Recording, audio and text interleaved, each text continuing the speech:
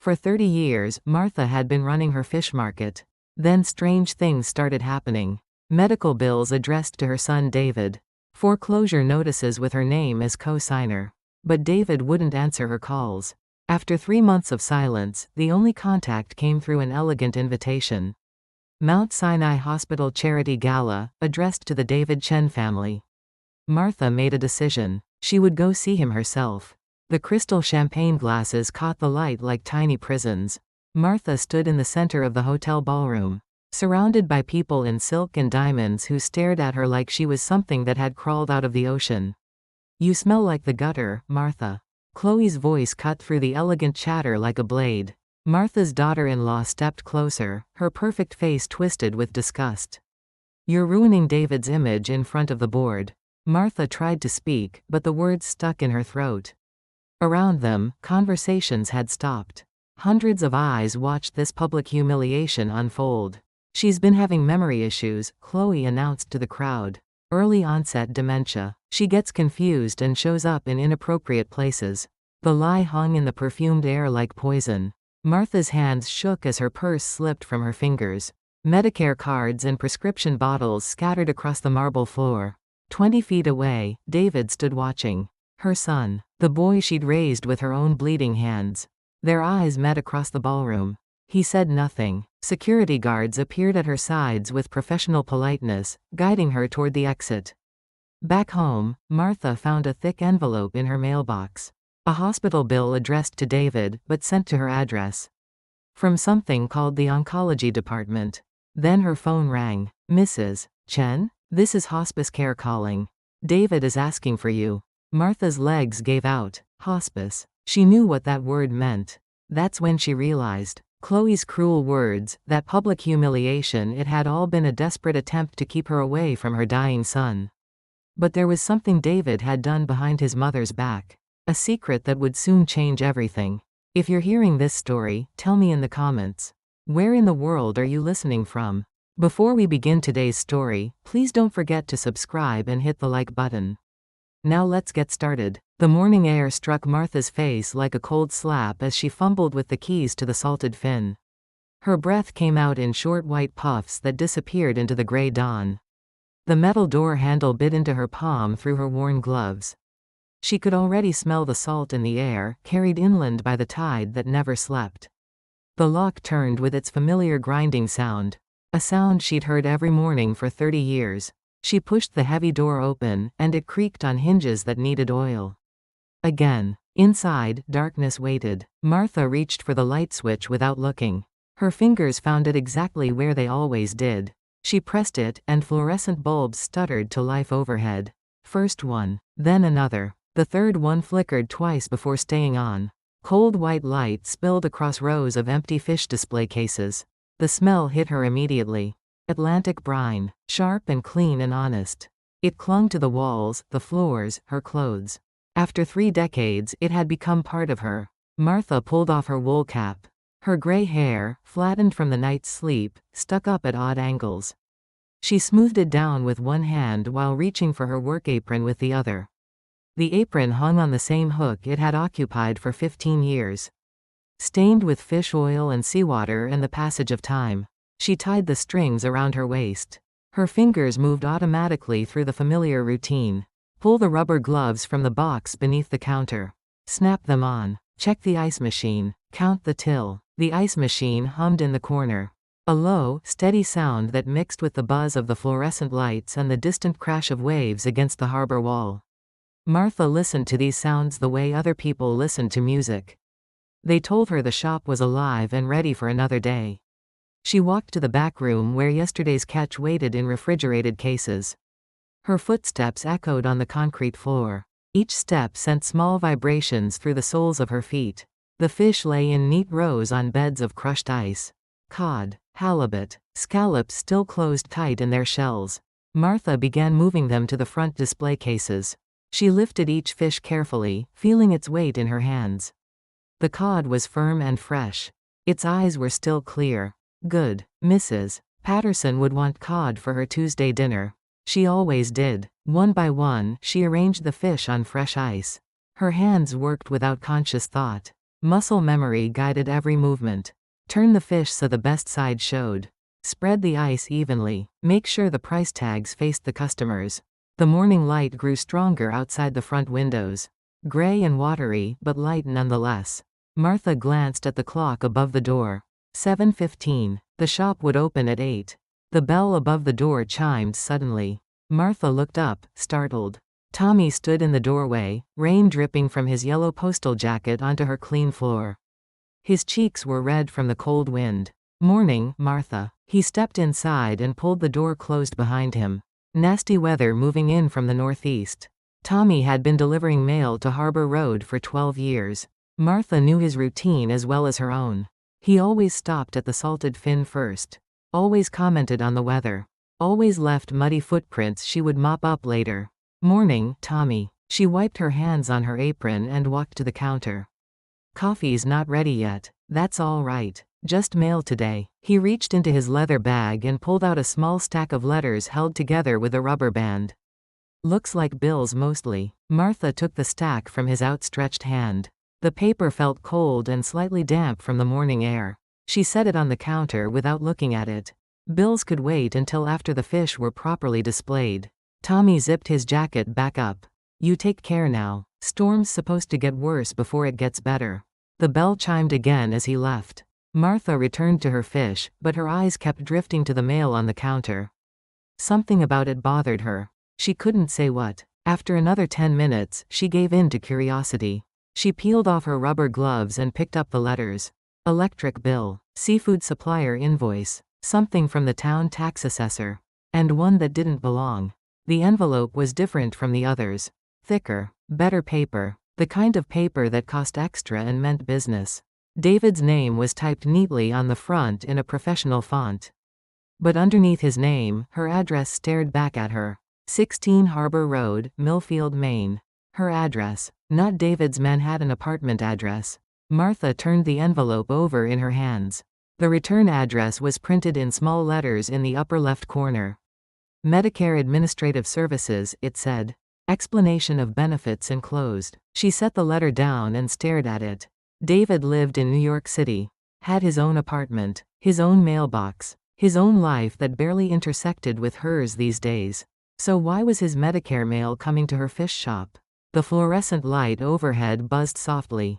Martha listened to it while she thought. David had been different lately, distant. Their phone calls had grown shorter and less frequent. When she asked how he was doing, his answers came too quickly. "Fine, Mom. Everything's fine." But everything didn't feel fine. She picked up the envelope again. The paper was smooth between her fingers. Expensive, official, the kind of envelope that contained important information. Information that people needed to know. Martha looked around the empty shop. At the fish waiting to be sold. At the cash register that would ring up the day's small purchases. At the life she had built with her own hands, one day at a time. She should put the letter back down. Should respect David's privacy. Should trust that her 38-year-old son could handle his own medical affairs. Instead, she slid her thumbnail under the sealed flap. The paper tore with a small ripping sound. Martha unfolded the document inside. Her eyes found the header first. Medicare explanation of benefits. Patient David Chen. Date of service last month. Then she saw the numbers. Specialist consultation, oncology department. Insurance payment $1,847. Patient co-payment $2,847. Amount due $2,847. Martha's hands went still. The paper trembled slightly between her fingers. Oncology department. Cancer doctors. She read the line again, slower this time. The words didn't change. Oncology department. Patient co-payment $2,847. Her son was seeing cancer doctors. Had been seeing them for at least a month. Maybe longer. And he hadn't told her. Martha set the paper on the counter very carefully. As if it were made of glass and might shatter if handled too roughly. Her chest felt tight. Each breath came a little harder than the one before. The phone sat next to the cash register where it had sat for 20 years. A black rotary phone with a frayed cord and numbers worn smooth by thousands of calls. Martha had bought it used from a thrift store when David was in high school. It still worked perfectly. She picked up the heavy receiver and dialed David's number. The same number he'd had for 8 years. The same number she'd memorized the day he signed the lease on his first apartment. Ring, ring, ring. Martha counted each ring. 1, 2, 3, 4. You've reached David Chen. I'm not available to take your call right now, but please leave a message after the tone, and I'll get back to you as soon as possible. His voice sounded wrong, thinner than she remembered, as if he'd lost weight, as if speaking took more effort than it should. But it was what she heard behind his voice that made her hands shake. A soft mechanical sound, rhythmic, like breathing, but too regular, too controlled, the kind of sound machines made. Hospital machines. The beep came. Martha opened her mouth to speak. No words came out. She listened to the silence on the other end of the line. Somewhere in Manhattan, a machine was recording her silence, adding it to whatever other messages David wasn't answering. Martha hung up. She stood behind the counter in her empty shop, surrounded by fish and ice and the smell of the sea.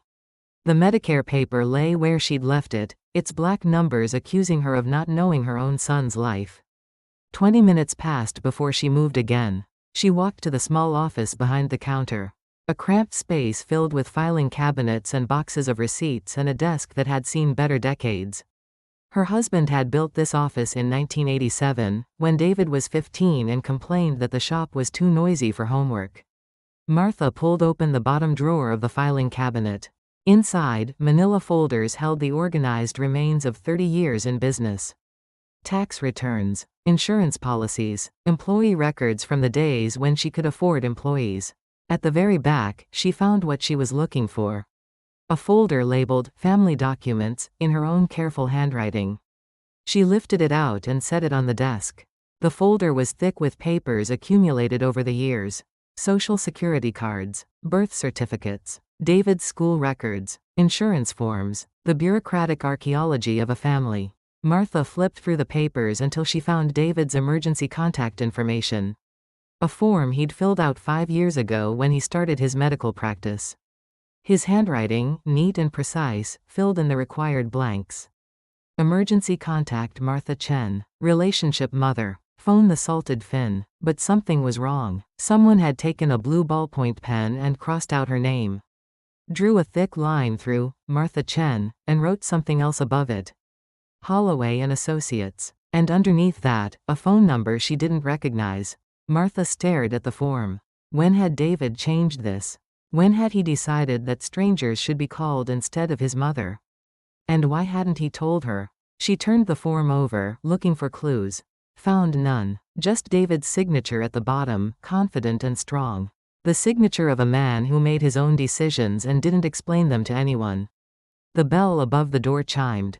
Martha quickly closed the folder and walked back to the front counter. Mrs. Patterson stood just inside the door, shaking rain from her umbrella. She'd been a customer for 15 years. Knew Martha's schedule better than some family members. Morning, dear. Mrs. Patterson smiled and approached the fish display. Terrible weather we're having. Yes, terrible. Martha forced her voice to sound normal. Professional. What can I get for you today? 2 pounds of cod, please. For tonight's dinner. Martha selected the best pieces and wrapped them in white paper. Her hands moved automatically through the familiar routine.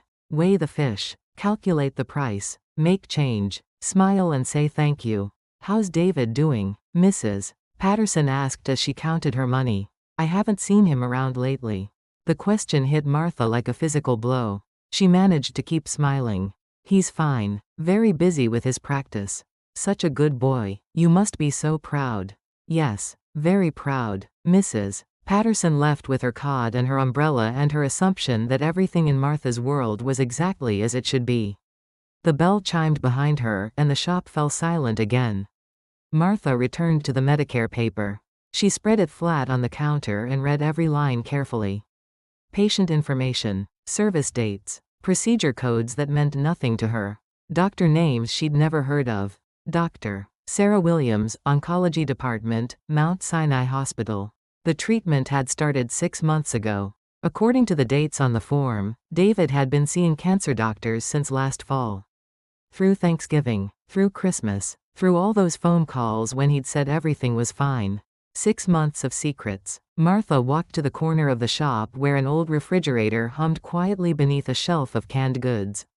On top of the refrigerator sat a weekly pill organizer. Clear plastic compartments marked with the days of the week. She'd bought it for herself 3 years ago when her doctor said she needed to take calcium supplements. But she'd never used it. Had never needed the reminder. She picked up the pill organizer and opened the lid. 7 empty compartments stared back at her. Monday through Sunday. All empty. Click. The sound the lid made when she closed it. Click. She opened it again. Closed it again. Click. Click. Click. The sound reminded her of something. A clock ticking. Time passing. Days moving forward whether you wanted them to or not. Martha set the organizer down next to the Medicare paper. 2 pieces of evidence from a life she apparently knew nothing about. Her son's life. The life she'd given everything to protect and nurture and support. The phone rang suddenly, cutting through the silence like a blade. Martha grabbed the receiver before it could ring twice. The salted fin. Mrs. Chen? This is Jennifer from First National Bank. We need to discuss your mortgage payment. Martha frowned. I think you have the wrong number. I paid my mortgage off 10 years ago. No ma'am. I'm calling about the co-signed loan for 423 East 78th Street, Manhattan. The payment is 60 days overdue. The words hit Martha like ice water. Co-signed loan? I haven't co-signed anything. Are you Martha Chen of 16 Harbor Road, Millfield, Maine? Yes, but then you're listed as the co-signer for a $850,000 mortgage loan taken out 18 months ago. The primary borrower has missed 2 payments, and we need to discuss your payment options. Martha's legs went weak. She gripped the counter for support. There must be some mistake. I'm afraid not, Mrs. Chen. Your signature is on file with our loan department. We'll need to hear from you within 72 hours, or we'll begin foreclosure proceedings. The line went dead. Martha stood frozen behind the counter, the phone still pressed to her ear. $850,000. Co-signed. Her signature. She tried to remember signing anything. Any papers. Any contracts. Came up with nothing. But David would remember. David would explain. She dialed his number again. Ring. Ring. Ring. Ring. You've reached David Chen. The same message. The same thin voice. The same mechanical breathing in the background. This time Martha didn't hang up when the beep came. David, it's Mom. I need you to call me. Today. There's something wrong with your mail, and the bank called about some loan I supposedly co-signed. I don't understand what's happening, and I need you to explain it to me. She paused, listening to the silence on the other end. Please call me, honey. I'm scared. Martha hung up and immediately regretted the last word. Scared. She shouldn't have said scared. David had enough problems without worrying about his mother's fears. But she was scared. She looked at the Medicare paper again. Then at the emergency contact form with her name crossed out. Then at the pill organizer with its empty compartments clicking accusingly. The fluorescent light above her head flickered. Once. Twice. Then steady again, but not quite as bright as before. Outside, rain began hitting the windows harder. What had started as a light drizzle was turning into the storm Tommy had predicted. Martha could hear the wind picking up, rattling the old window frames. She pulled her sweater tighter around her shoulders. For the first time in 30 years, the salted fin felt cold. Not just cold from the fish and ice. Cold from something deeper. Something that couldn't be fixed with better heating or warmer clothes. Martha walked to the front window and looked out at Harbor Road. Rain ran down the glass in crooked streams. The street was empty except for a few parked cars and the yellow streetlight that flickered on and off regardless of the weather. She thought about David as a little boy, standing in this same spot, pressing his nose against this same glass while she worked. How he'd drawn pictures in the condensation his breath made on the window. How he'd asked endless questions about the fish and the customers and why some people were sad when they shopped for food. Because sometimes cooking for one person is harder than cooking for 10, she'd told him. Now she understood what she'd meant. Martha returned to the counter. She picked up the Medicare paper and folded it carefully along its original creases. Then she slipped it into her apron pocket, right next to her heart. Tomorrow, she decided. Tomorrow she would drive to Manhattan and find David's apartment. She would look him in the eye and ask him to explain the Medicare bills and the co-signed loans and why he'd crossed her name off his emergency contact form. Tonight, she would close the shop early and try calling again. And again. And again, until he answered. The fluorescent light flickered once more.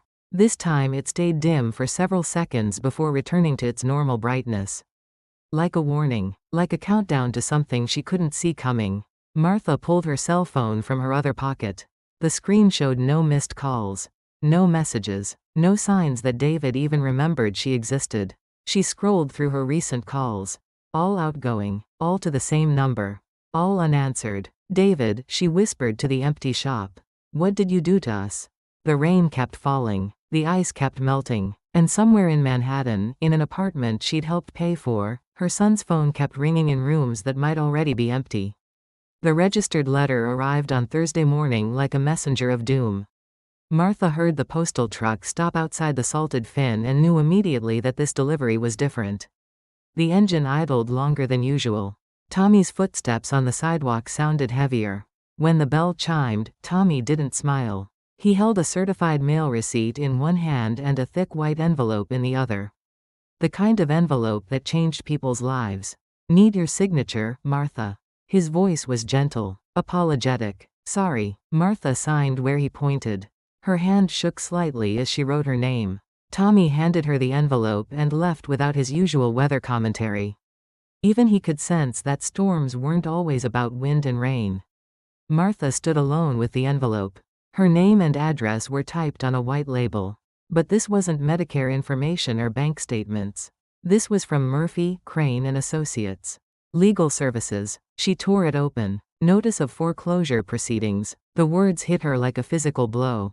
Martha sank onto the wooden stool behind the counter, her legs suddenly unable to support her weight. Property address 423 East 78th Street, Manhattan, New York.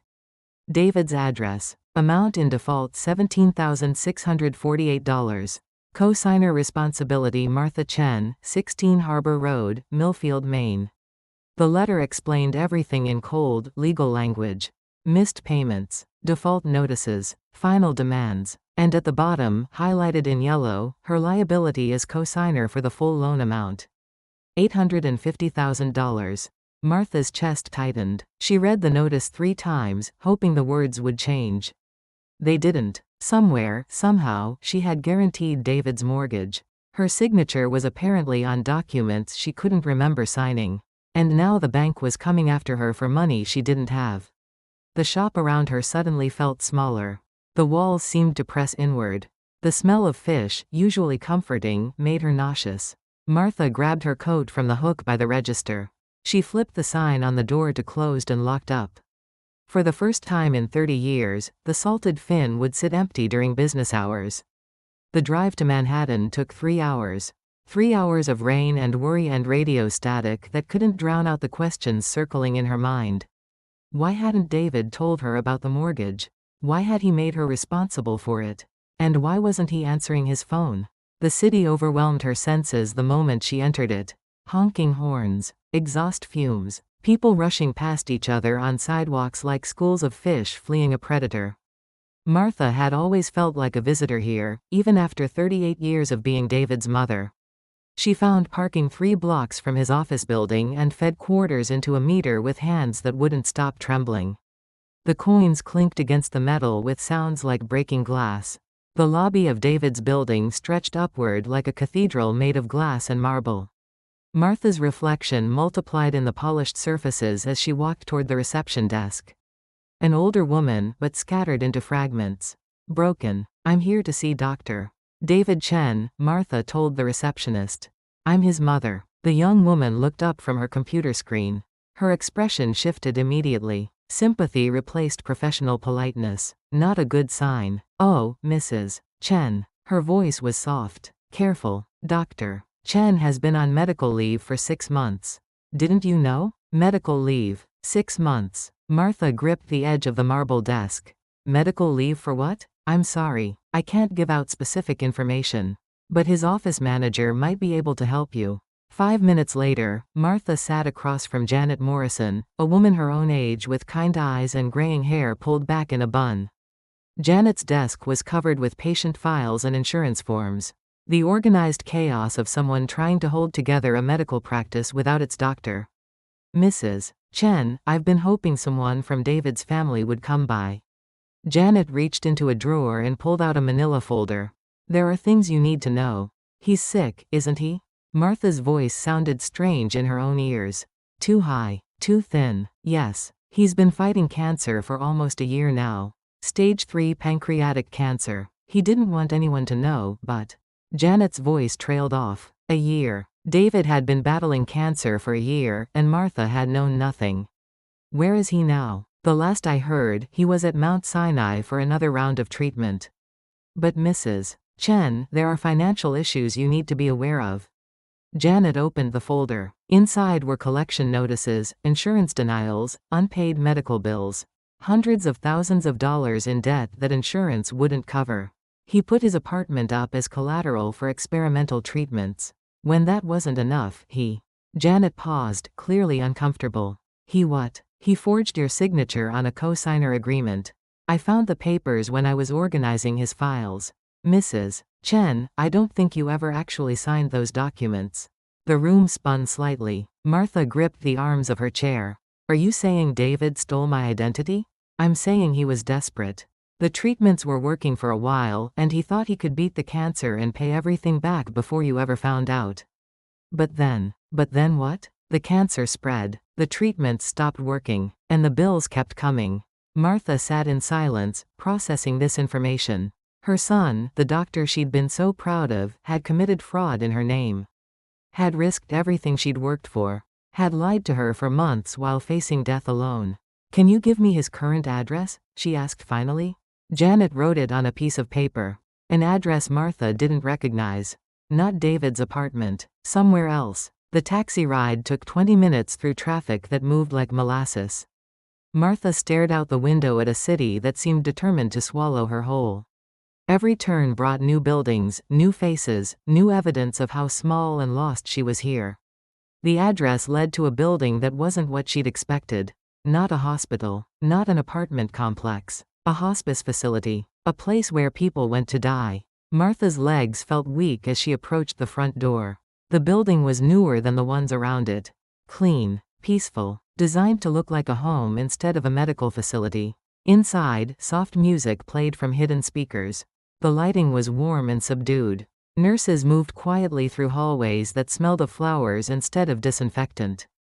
Everything was designed to be comforting. To make the unbearable slightly more bearable.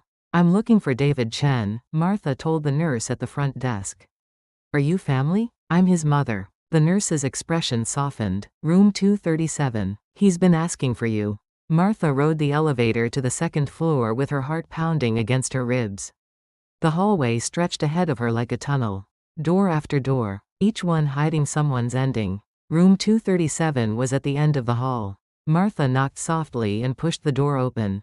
David lay in a hospital bed that looked too big for what remained of him. He'd lost at least 50 pounds since she'd last seen him. His skin was yellow and stretched tight over bones that seemed to be trying to escape from his body. But his eyes were still David's eyes. Still her little boy's eyes, even in a face that belonged to someone dying. Mom? His voice was a whisper. How did you find me? Martha walked to his bedside and took his hand. It felt like tissue paper wrapped around bird bones. The foreclosure notice came this morning. David's eyes closed. Tears leaked from the corners. I'm sorry. I'm so sorry. Why didn't you tell me you were sick? Because I thought I could fix it. I thought I could beat this and pay everything back and you'd never have to know. I didn't want you to worry about money or cancer or any of it. Martha sat down in the chair beside his bed. David, I'm your mother. Worrying about you is my job. I forged your signature on the loan papers. I committed fraud in your name. When I die, they're going to come after you for everything. The words hung in the air between them. When I die, not if. When. How long do you have? Martha asked. Weeks, maybe. The doctors stopped giving me months. Martha squeezed his hand. Then we need to figure this out. Together. For the next hour, David explained everything. The diagnosis. The experimental treatments that insurance wouldn't cover. The decision to mortgage his apartment. The desperate choice to make Martha responsible for debts she knew nothing about. "There's something else," he said as visiting hours ended. "Chloe doesn't know you know about any of it. She thinks I told you about the cancer months ago." "Chloe? My wife. We got married last year. A small ceremony. She's not like us, Mom. She comes from money. Real money. She's never had to worry about bills or foreclosures or working for a living." A wife Martha had never met. Another secret David had kept. "She's trying to protect me from stress. That's why she had your name removed from my emergency contacts. She thinks family drama will make me sicker." Martha felt a cold anger building in her chest. Family drama? She doesn't understand what it's like to grow up in a fish market. She thinks it's beneath us, beneath her. The nurse appeared in the doorway. "Visiting hours are over." Martha stood up. She kissed David's forehead. His skin felt hot and fragile. "I'll be back tomorrow," she promised. "Mom? What are you going to do about the house?" Martha looked at her dying son in his hospice bed. At the machines keeping track of his failing organs.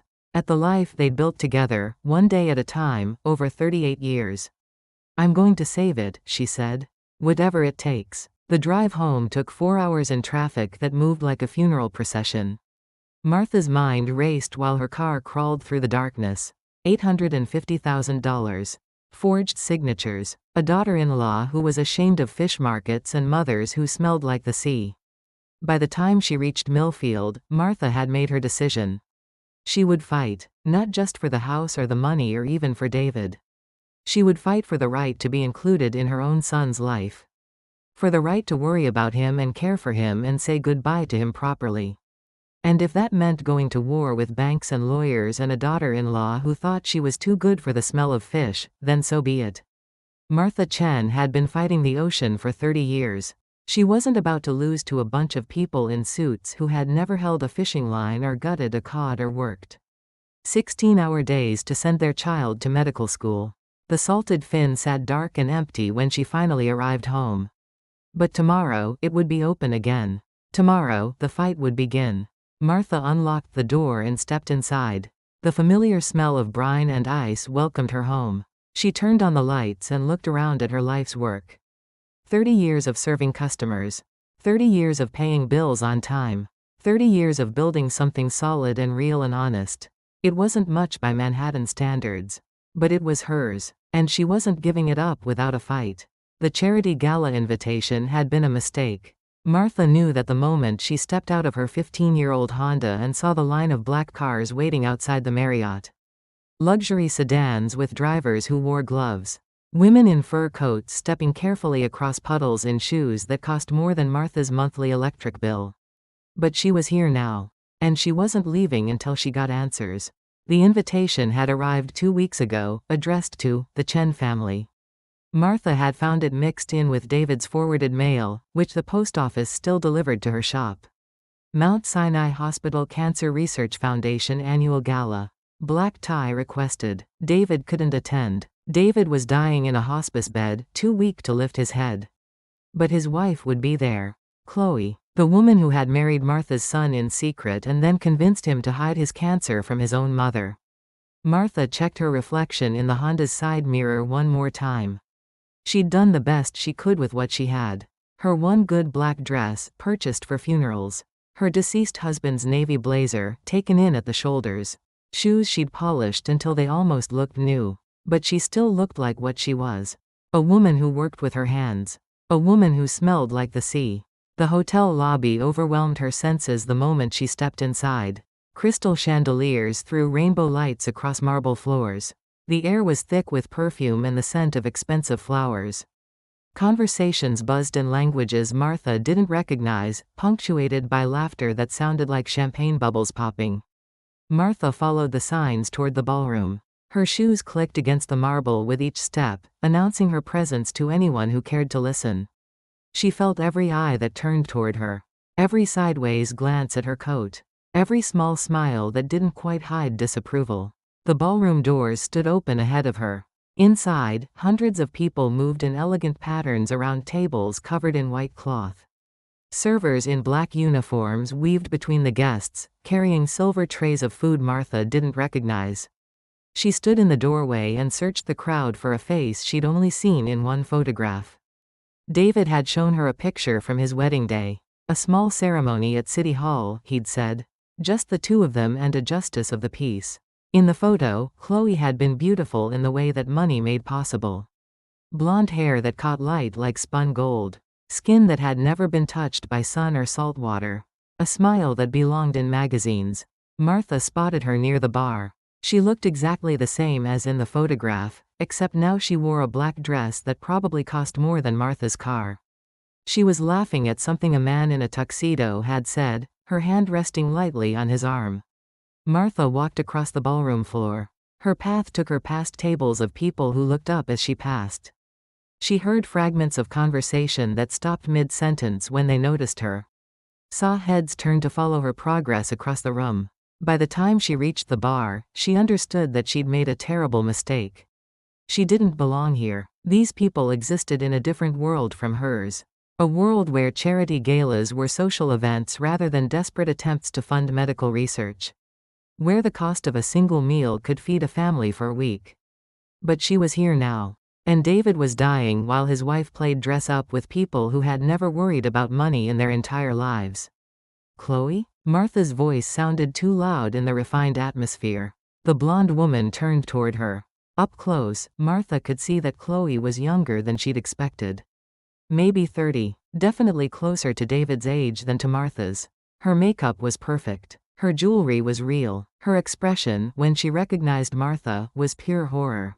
Mrs. Chen. Chloe's voice was barely a whisper. What are you doing here? I came to talk to you about David. Chloe glanced around nervously. The people near them had stopped their conversations to listen. Martha could feel their attention like heat from a fire. This isn't the place, Chloe said. Can we please? When is the place? Martha stepped closer. David is dying, and you won't return my calls. The word, dying, cut through the ambient noise like a blade. Several people nearby gasped audibly. Chloe's face went pale beneath her carefully applied foundation. Please lower your voice, Chloe whispered. Why? Because these people don't know what dying looks like. Because they've never had to watch someone they love waste away in a hospital bed? Martha was speaking louder now. She couldn't help it. Weeks of frustration and fear and helplessness were pouring out of her in words she'd never planned to say. You don't understand, Chloe said. David made me promise not to upset you with. Upset me? Martha's voice rose another notch. You think knowing my son has cancer would upset me less than finding out from a foreclosure notice? The conversations around them had stopped completely now. Martha could feel the attention of the entire room focused on their little drama. But she didn't care anymore. He's my son, she continued. My only child. I raised him by myself from the time he was 10 years old. I worked 2 jobs to send him through medical school. I sold my husband's fishing boat to help pay for his residency. And you think you can decide what I need to know about his life? Chloe took a step backward. Mrs. Chen, please. Please what? Please pretend I don't exist? Please stay away from my dying son? Please ignore the fact that he forged my name on loan documents. And now I'm going to lose everything I've worked for my entire life? A man in an expensive tuxedo appeared at Chloe's side. He was older, with silver hair and the kind of tan that came from golf courses rather than fishing boats. Is everything all right here? He asked. Chloe turned to him with relief. Dr. Morrison, this is David's mother. She's not feeling well. The lie hung in the air like smoke from a fire. Martha stared at Chloe in disbelief. Not feeling well? Martha repeated. She's been having some memory issues, Chloe continued, her voice gaining confidence. Early onset dementia. She gets confused sometimes and shows up in inappropriate places. The man looked at Martha with a mixture of pity and professional interest. Mrs. Chen, are you taking your medication? Martha's chest tightened. They were all looking at her now. Dozens of people in expensive clothes, staring at the crazy old woman who smelled like fish and didn't know her place. I don't have dementia, Martha said quietly. Of course you don't, drive. Morrison said in the tone medical professionals used with difficult patients. But sometimes stress can make us feel confused. Why don't we find you somewhere quiet to sit down? Martha looked around the ballroom. Every face she could see was watching her with either pity or disgust. She was the entertainment now. The crazy fish lady who'd crashed their elegant party. Her purse slipped from her trembling fingers. It hit the marble floor with a soft thud, and its contents scattered across the pristine surface. Medicare cards. Prescription bottles with David's name. Coupons clipped from newspapers. A photo of David from his high school graduation, creased from years of handling. The debris of a working-class life, exposed for everyone to see. Martha knelt to gather her belongings. Her knees protested against the hard floor. Her hands shook as she tried to collect the pieces of her dignity along with her scattered possessions. Nobody helped her. She looked up and saw David standing 20 feet away. He was thinner than she'd ever seen him. His skin had the yellow tint of liver failure. He leaned heavily on a walking cane and seemed to struggle with each breath. But he was here, somehow, in this room full of people who were supposed to be helping fund his treatment. Their eyes met across the ballroom floor. Martha knelt among her scattered belongings and waited for him to say something. To defend her. To acknowledge that she was his mother and had every right to be here. David looked away. 2 security guards appeared at Martha's sides. They helped her to her feet with professional politeness. No violence. No shouting. Just firm hands guiding her toward the exit while the crowd watched in relieved silence. "Ma'am, we're going to need you to come with us," one of them said. Martha didn't resist. What was the point? She'd already lost everything that mattered. Her dignity, her relationship with her son, her ability to believe that love was stronger than shame. As they escorted her through the ballroom, she heard the conversations resume behind her. Voices discussing the unfortunate incident and speculating about family problems and mental health issues. Within minutes, she'd become an anecdote. A sad story to be shared over expensive wine. At the exit, Martha turned back for one last look. David was gone. Chloe stood near the bar again, accepting sympathy from her well-dressed friends. The party continued as if nothing had happened. Because nothing had happened, just a confused old woman making a scene. Just the kind of unpleasantness that people like this were trained to ignore. Martha walked across the hotel parking lot to her Honda. Her reflection in the car windows showed her the truth she'd been trying to avoid. She looked exactly like what Chloe had said she was. A crazy old woman who didn't belong in polite society. The drive home passed in a blur of rain and streetlights. Martha's hands gripped the steering wheel so tightly her knuckles went white. She replayed every word of the encounter in her mind. Every pitying look. Every whispered comment. The smell of fish on her clothes had never bothered her before. It was the scent of honest work. Of a life spent providing food for families who needed it. Of sacrifice and dedication and love. But in that ballroom, surrounded by people who lived in air-conditioned offices and ate meals. They'd never had to catch themselves, the smell had become something else. Evidence of her otherness. Proof that she didn't belong in her son's new world. Martha pulled into the parking space behind the Salted Fin and sat in the darkness for a long time. The building looked smaller than usual. Shabbier. Like something that belonged in the past rather than the present. She thought about David's face in the ballroom. The way he'd looked at her and then looked away. The choice he'd made between his dying reputation and his living mother.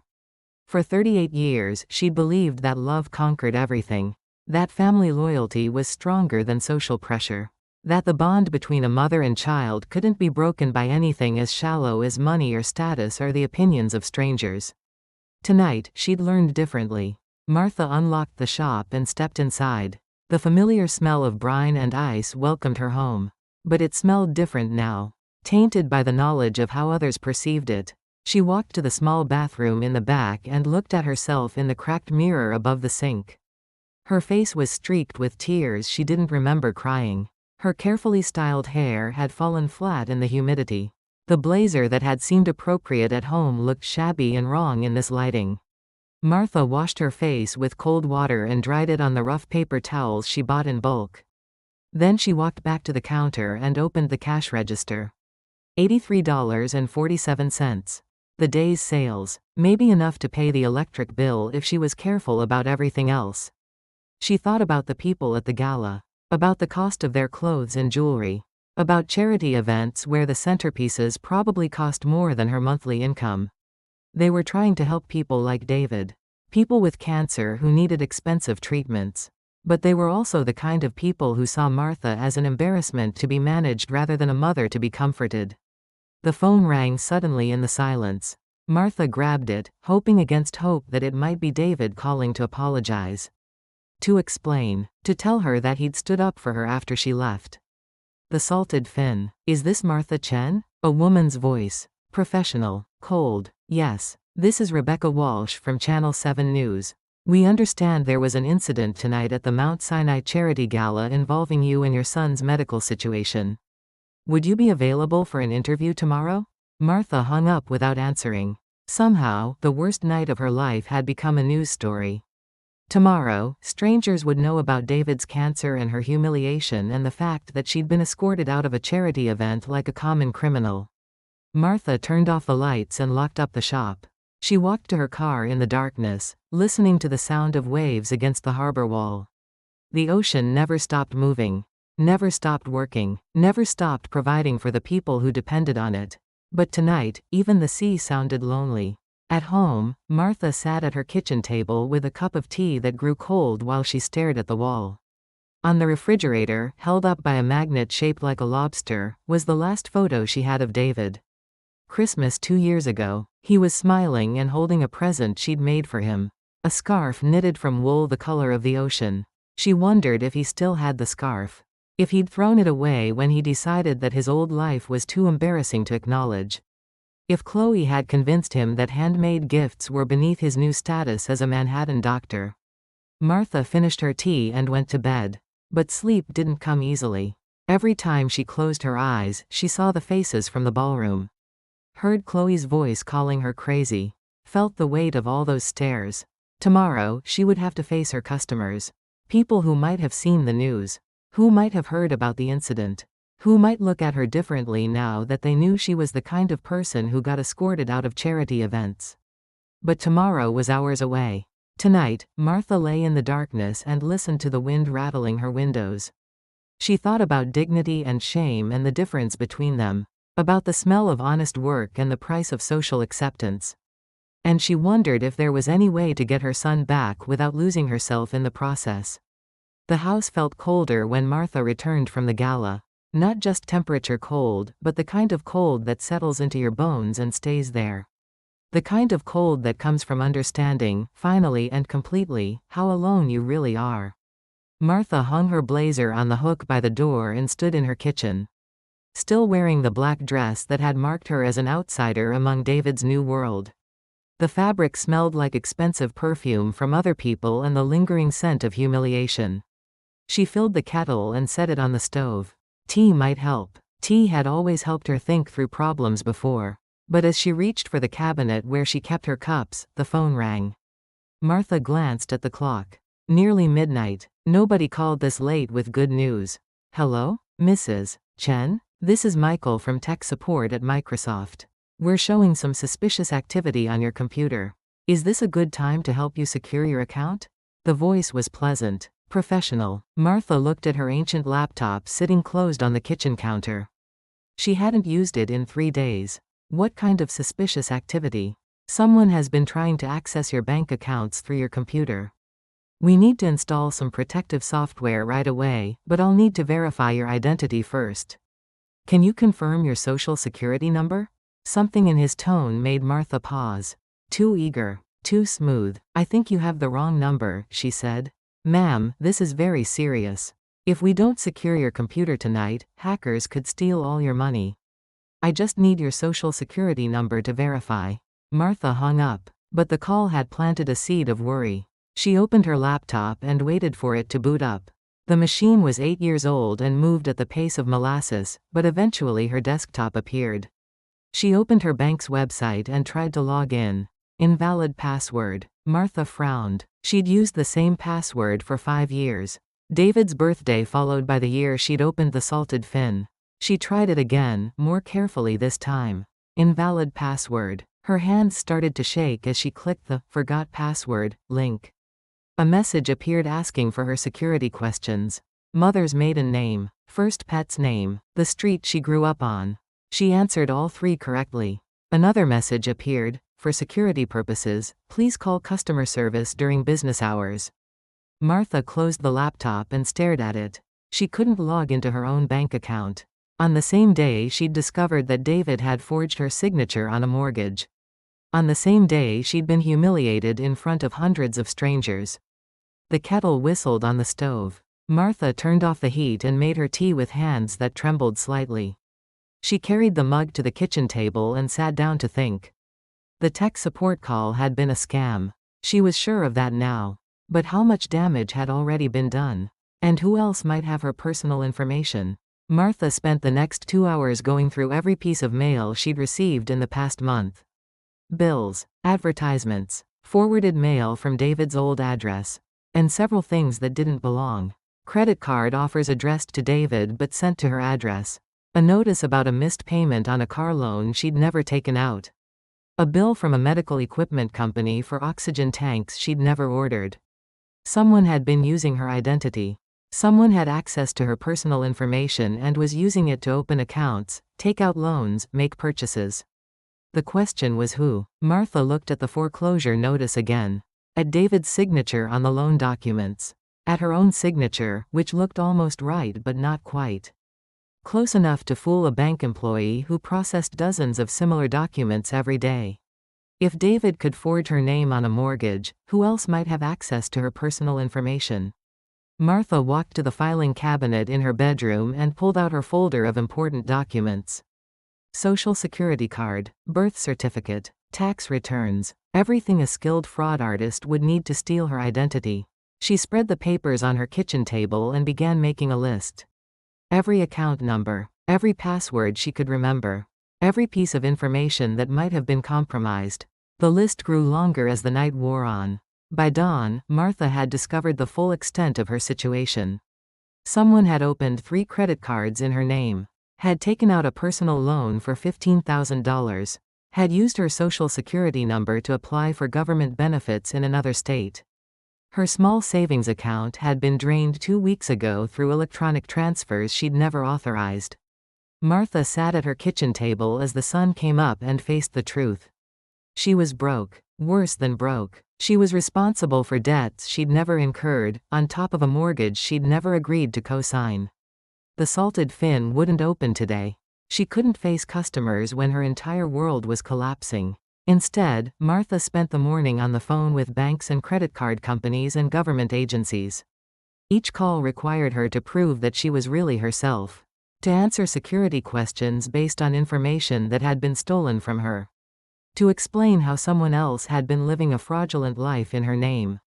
Mrs. Chen, I show that you recently moved to Florida and updated your address, said the woman from the Social Security office. I've never been to Florida. But according to our records, your records are wrong. Someone stole my identity. I'll need to transfer you to our fraud department. Hours passed in a maze of automated phone systems and hold music. Each person Martha spoke with required her to explain her situation again. To provide documentation she didn't have. To prove negatives that were impossible to prove. By noon, her voice was hoarse from talking. Her head pounded from stress and lack of sleep. And she was no closer to resolving any of her problems. Martha walked to the salted fin to check on things. The shop felt abandoned even though she'd only been away for 1 day. Ice had melted in the display cases. The air smelled stale. She found a note taped to the door. Mrs. Chen called about the cod order. Please call back. Jimmy's Seafood Supply. Another note was tucked under the door. This one was from Mrs. Patterson. Missed you today. Hope you're feeling well. We'll try again tomorrow. Customers who depended on her. Suppliers who needed to be paid. A business that couldn't run itself while she dealt with fraud and foreclosures and dying sons who were ashamed of her. Martha unlocked the door and stepped inside. The familiar smell of brine should have been comforting, but today it just reminded her of everything she stood to lose. 30 years of work. A lifetime of relationships with customers who trusted her. The only thing she had left that was truly hers.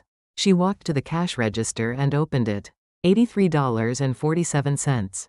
The same amount that had been there yesterday. Not enough to pay rent on the shop space. Not enough to restock the fish cases.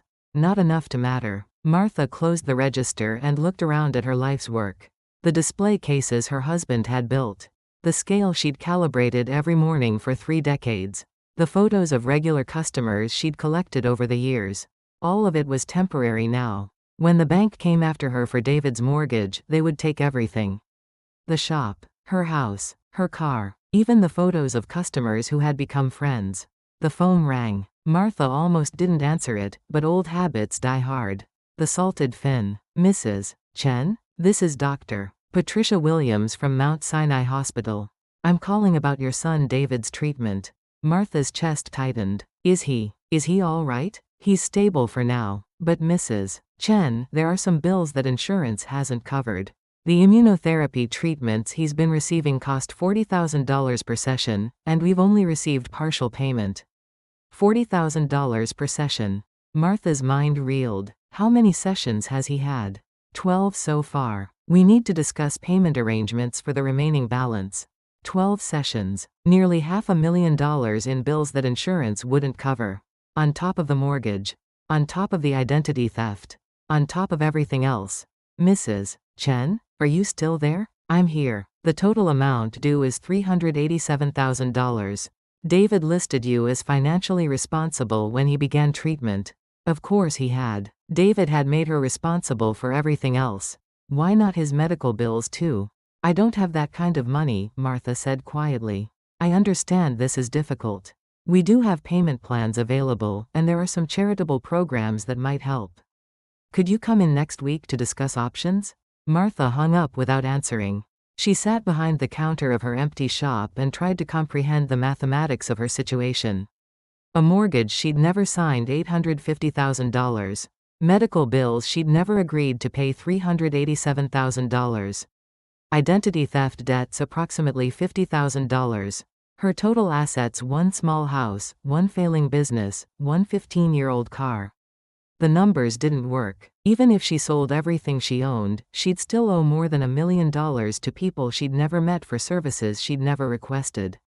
Martha looked at the deed to the salted fin, which she'd pulled from her files that morning.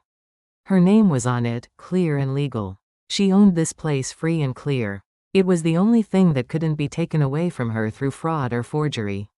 But it wouldn't be enough to save David. Wouldn't be enough to pay his medical bills or preserve his memory or protect him from the consequences of the desperate choices he'd made. It wouldn't be enough to save anything.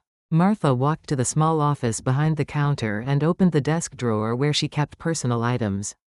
Inside was a photo of David from his medical school graduation. He was smiling in his cap and gown, holding his diploma.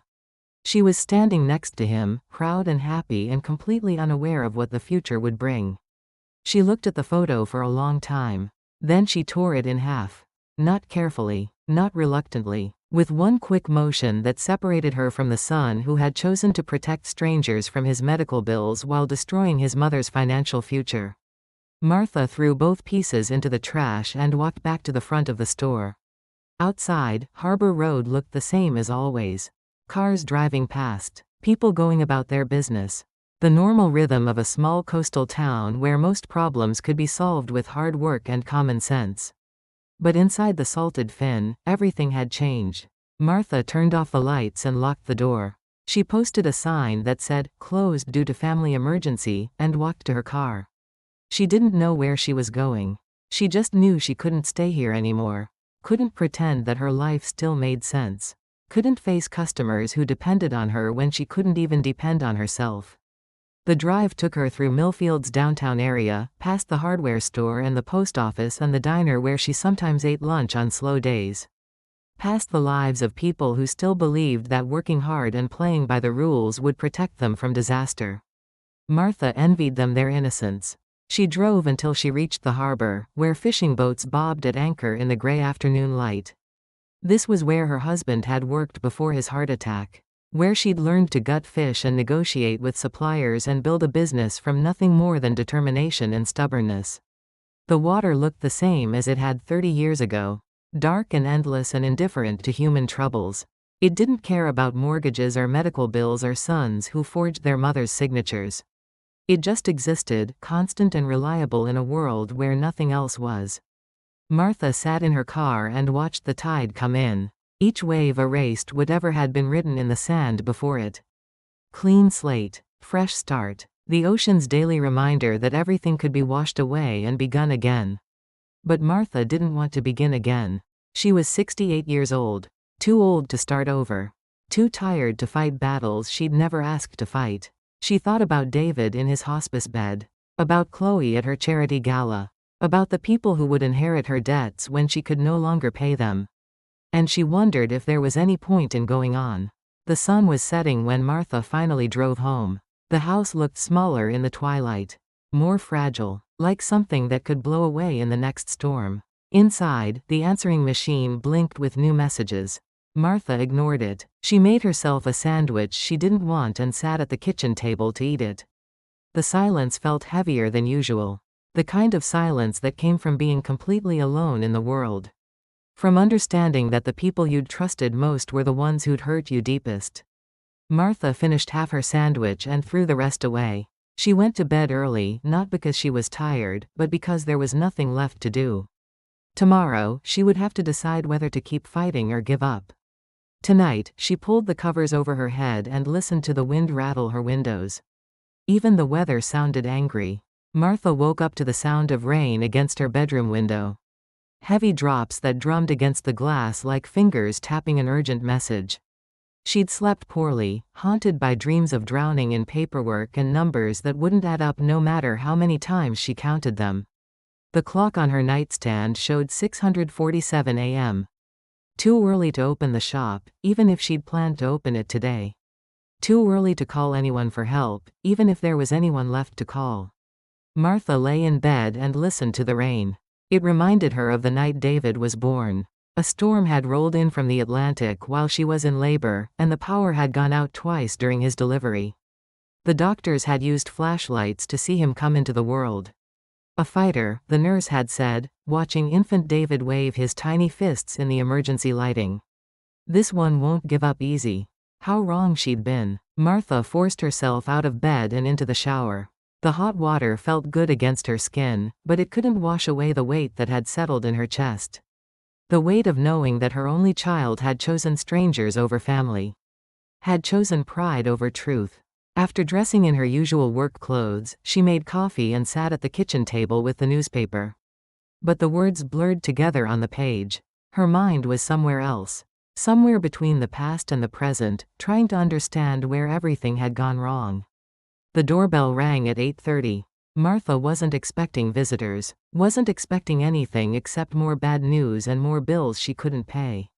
She opened the front door to find a young man in a delivery uniform holding a cardboard box. "Martha Chen? That's me. Got a delivery for you. From a storage unit facility in Manhattan. Says here it's personal effects." Martha signed for the box without understanding why anyone would be sending her personal effects from New York. The delivery man left her standing in her doorway, holding a package that felt heavier than its size suggested. She carried it to the kitchen table and examined the shipping label. Store Safe Manhattan. Unit 247. Rented by David Chen. Prepaid storage expired. Contents forwarded to emergency contact. Emergency contact. The words stung. David had changed his official emergency contact to a law firm, but apparently the storage company still had her information from years ago. Martha opened the box carefully. Inside, wrapped in old newspaper, were items from David's apartment. Things he'd put in storage when he got too sick to live independently. A photo album, a manila envelope marked medical records, a small wooden box that had belonged to her father. And underneath everything else, a baby blanket she'd knitted when David was born. The blanket was yellow, faded from years of washing. Martha had made it during her pregnancy, working on it in the evenings while her husband watched television.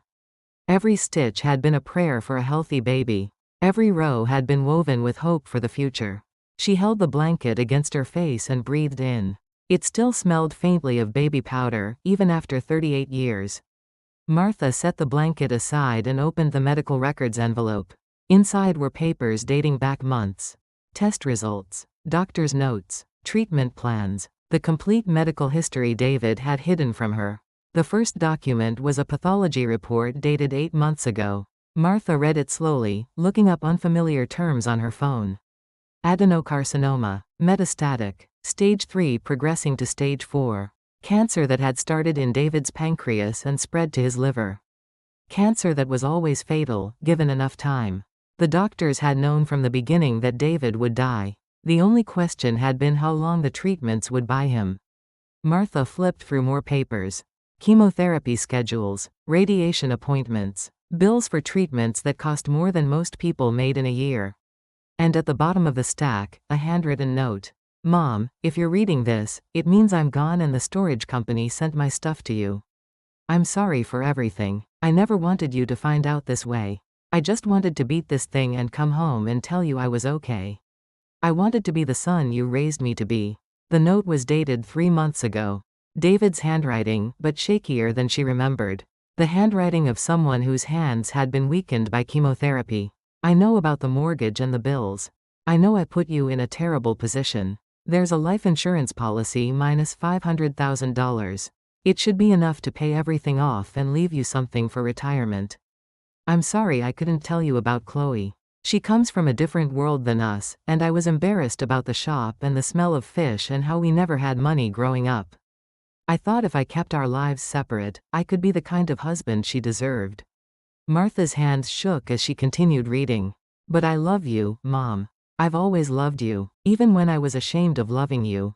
Even when I wished we lived in a nice house instead of above a fish market. Even when I pretended not to hear kids at school making jokes about how I smelled like the ocean. The words blurred as tears filled Martha's eyes. I hope someday you can forgive me. I hope you understand that I was trying to protect you from watching me die. It seemed kinder to let you think I was just busy with work than to watch you worry about things you couldn't change.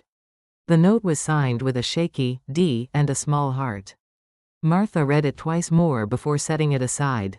Then she opened the photo album. The pictures told the story of a life she'd only seen fragments of. David's graduation from medical school. His first apartment. His wedding day. Photos of him with Chloe at restaurants and theater premieres and charity events. But scattered throughout the album were older photos. Pictures of Martha and David at the Salted Fin. Christmas mornings in their small apartment above the shop. David helping her gut fish when he was 10 years old, his small hands mimicking her movements. In every old photo, David was smiling. Really smiling, not the polite expression he wore at fancy events. The smile of a boy who was proud of his mother's work, even if he didn't fully understand its value yet. Martha found the photo she remembered taking on David's 16th birthday. He'd just gotten his driver's license and was standing next to her car, holding up the keys. In the background, she could see the Salted Fin with its hand-painted sign and its modest storefront. David looked happy in the photo. Genuinely happy. Before he'd learned to be ashamed of where he came from. Martha closed the album and picked up the wooden box that had belonged to her father. Inside were her father's fishing lures and a compass that no longer worked and a small notebook where he'd recorded the weather for 40 years. At the bottom of the box was something she'd never seen before. An envelope addressed to David in her father's careful handwriting. For my grandson, when he's old enough to understand. Inside was a letter dated 3 weeks before her father's death. David, you're 5 years old now, and probably too young to read this, but your mother will save it for you. I want you to know something about the work we do. About the smell of fish that follows us home and the salt that gets under our fingernails and never quite comes out. Martha had never known her father had written this letter. We feed people, David.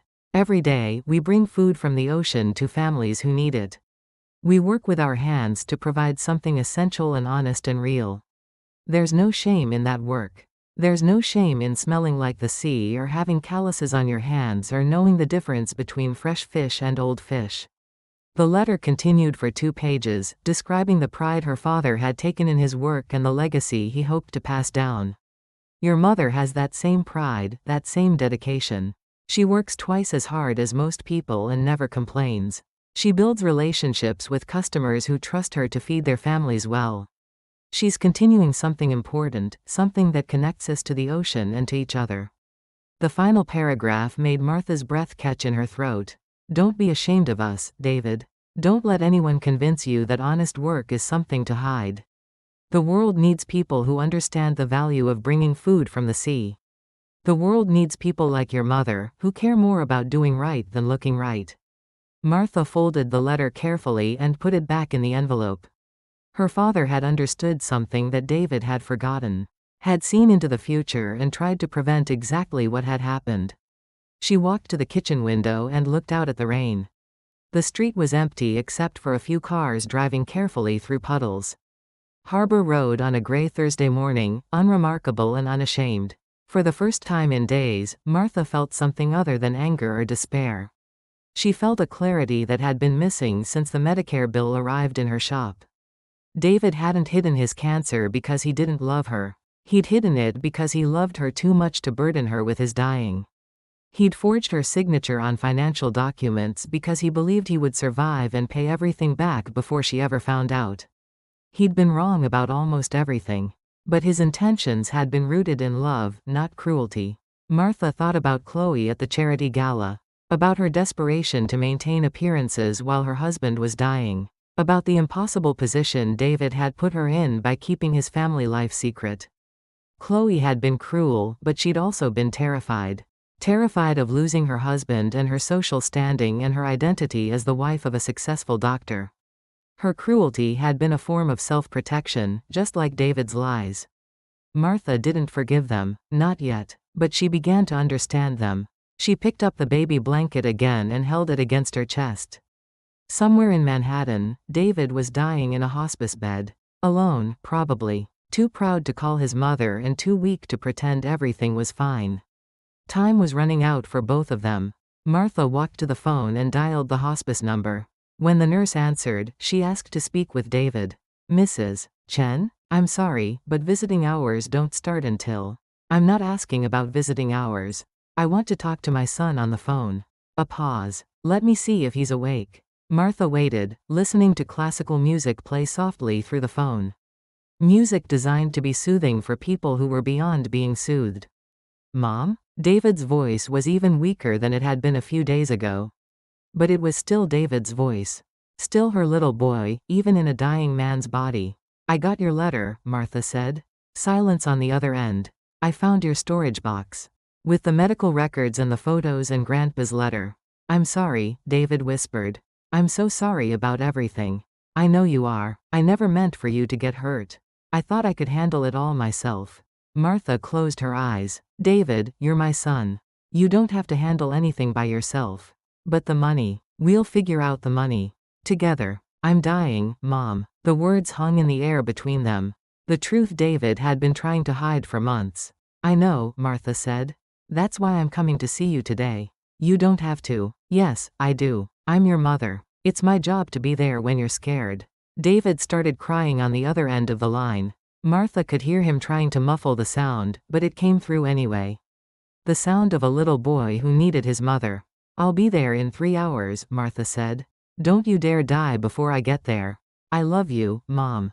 I love you too, David. More than you know. Martha hung up and looked around her kitchen. At the bills scattered on the table. At the baby blanket that still smelled like hope. At the life she'd built and the life she was about to lose. Then she picked up her car keys and headed for the door. David was dying. The bills would still be there when she got back. The foreclosure notices would keep coming. The identity theft would continue to complicate her life. But right now, her son needed her. And that was the only thing that mattered. Martha arrived at Mount Sinai Hospital at noon, still carrying the baby blanket in her purse. The building rose before her like a glass and steel monument to human suffering and hope. She'd passed it dozens of times during her visits to the city but never paid attention to its size or grandeur. Now it looked like what it was, a place where people came to fight death, and sometimes lost. The lobby was filled with people who looked like her. Worried, tired, carrying the weight of medical crises they couldn't afford and didn't understand. Martha took a number at the information desk and waited her turn like everyone else. I need to see David Chen, she told the volunteer when her number was called. Patient or doctor? Patient. Hospice care, I think. The volunteer, a woman about Martha's age with kind eyes, checked her computer. Room 1247. That's the 12th floor. But visiting hours don't start until. I'm his mother. I drove 3 hours to get here. Something in Martha's voice made the volunteer pause. She looked at Martha more carefully, taking in the worn coat and the tired eyes and the determination that radiated from every line of her body. Take the elevator to 12. Turn left. The nurse's station is right there. They'll help you. Martha rode the elevator in silence, watching floor numbers change like a countdown to something she wasn't ready for. When the doors opened, she stepped into a hallway that smelled like disinfectant and flowers. And the particular sadness that clung to places where people said goodbye. Room 1247 was at the end of the hall. Martha could hear voices inside. Low, urgent voices having the kind of conversation that stopped when strangers appeared.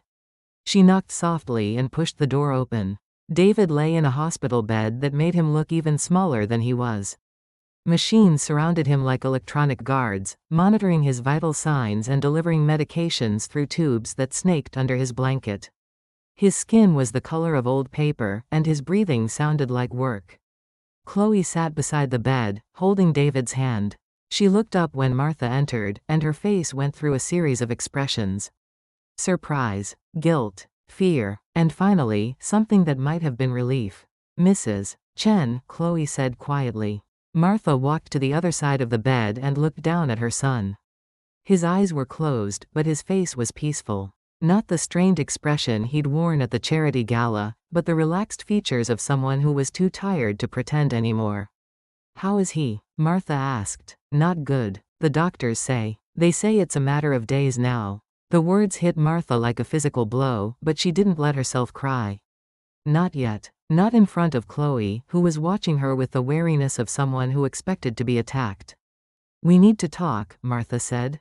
Chloe nodded. They stepped into the hallway, leaving David to sleep under the watchful eyes of machines that couldn't save him but could measure exactly how he was dying.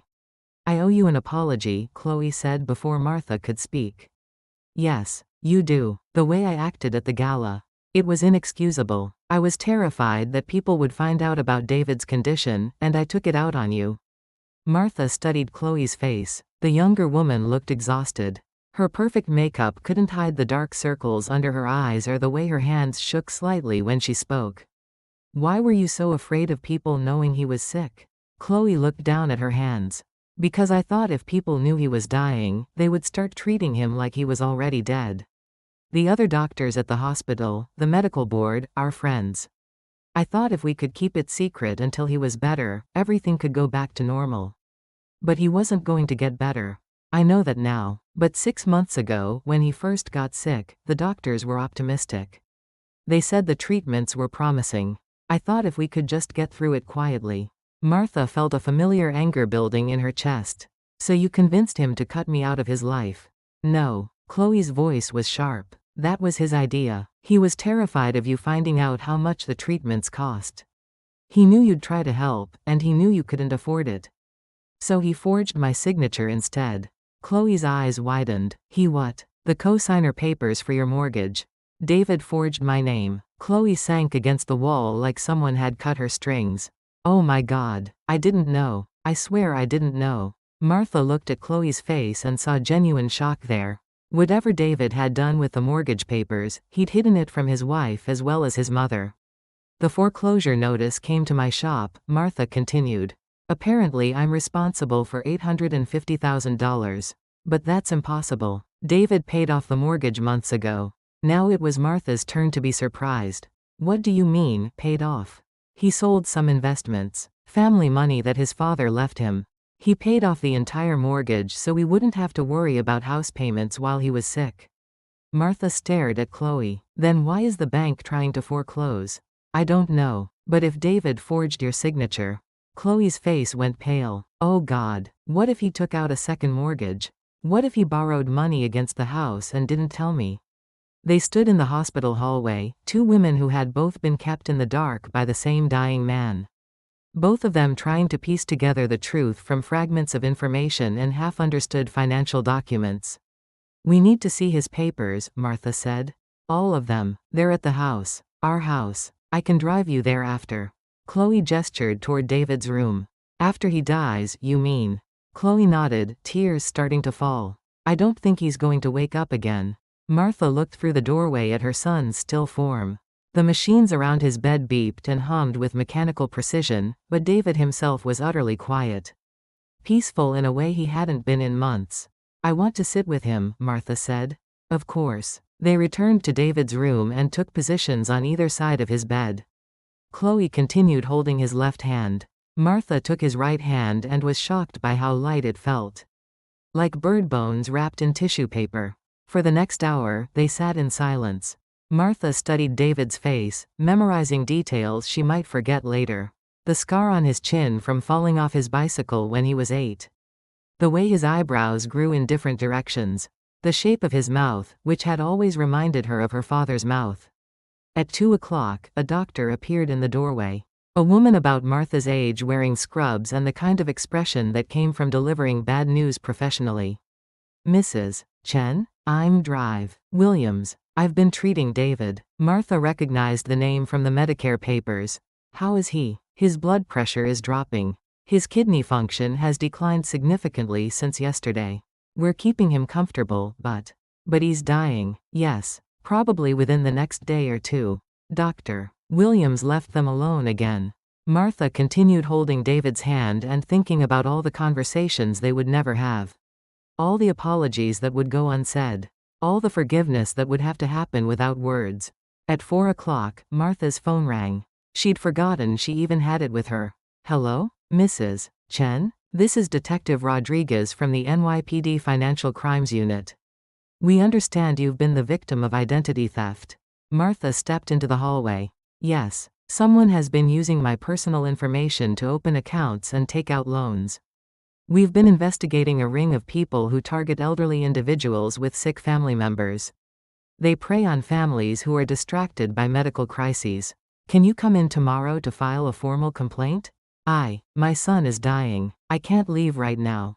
"I understand. But Mrs. Chen, we've frozen several accounts that were opened in your name. If you're truly a victim of fraud, we can help you recover some of the money that was stolen." Martha's heart began to race. "How much money?" "We can't discuss specifics over the phone. But it's significant. Enough to make it worth your while to file the report." Martha returned to David's room with her mind spinning.